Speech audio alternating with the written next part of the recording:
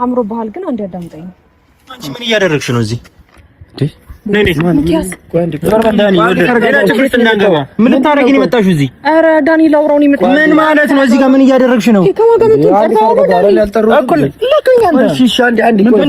ምን ተፈጥሮ ነው? ቆይ ለምንድን ነው ያገኛችኋት ነው እናንተ? በመጀመሪያ ሰማኝ፣ ይኸውልህ የመጣችሁ እኮ ህፃን ልጅ አይደለችም አይደል እንዴ? እራሷን የምታውቅ ምን እያደረጋችኋት ነው? ልጅቷ ነይ አንቺ ወደዚህ ዞር በላት፣ ዞር በል። ቆይ እሺ፣ ቆይ አንዴ። ሲጀምር እዚህ ለምንድን ነው የመጣችሁት እናንተ? አንተ እጇን ልቀቃት። ምንድነው የምትሉት? ለምንድነው እንደዚህ የምታደርጉት? ማውራት ካለባችሁ ወለ አንተም አይደለም ማግኘት ያለበት ቀድሚያ እኔን ነው ማናገር ያለባችሁ። ገባህ? አንቺ እንዴት ነው ሲጀመር ከሱ ጋር እንደዚህ የምትለፋደጂው? ለቤተሰብ ክብርሽ እንኳን ቢያንስ ስነ ስርዓት አይኖርሽም? ይሄ ዝም ብሎ ባጃጃለሽ ቁጥር የምትጃጃው? አረ በጣም ነው የምታስጠዩ ሄርሜላ።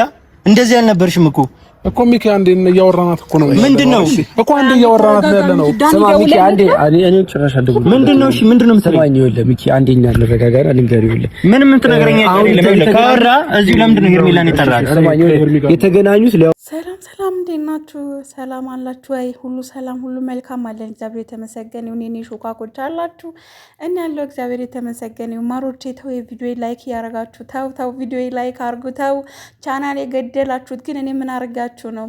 የምር ግን ሰሞኑ ትንሽ የሚደብር ስሜት ውስጥ ነበርኩኝ። ባባዬ ትንሽ አሞብኝ ማለት ነው እና ላይክ አርጉና አበረታቱኝ። ወንድም መከታ ነው እንግዲህ ስለኔ ችግር ልተውና ማለት ነው። ከአብራን ጋር ምንድነው የሚያለፋድድሽ? እሱ ከሴት ጋር መቆሙ ካላቆመ አንቺ ለምን መጣሽ? እናት አላማረብኝም አላለም አብራን ማለት ነው። ኧረ የት ነው የምንስቃው? የት ሄደን እንሳቅ ማለት ነው። እና ይመቻችሁ ብቻ ግን ማለት ነው።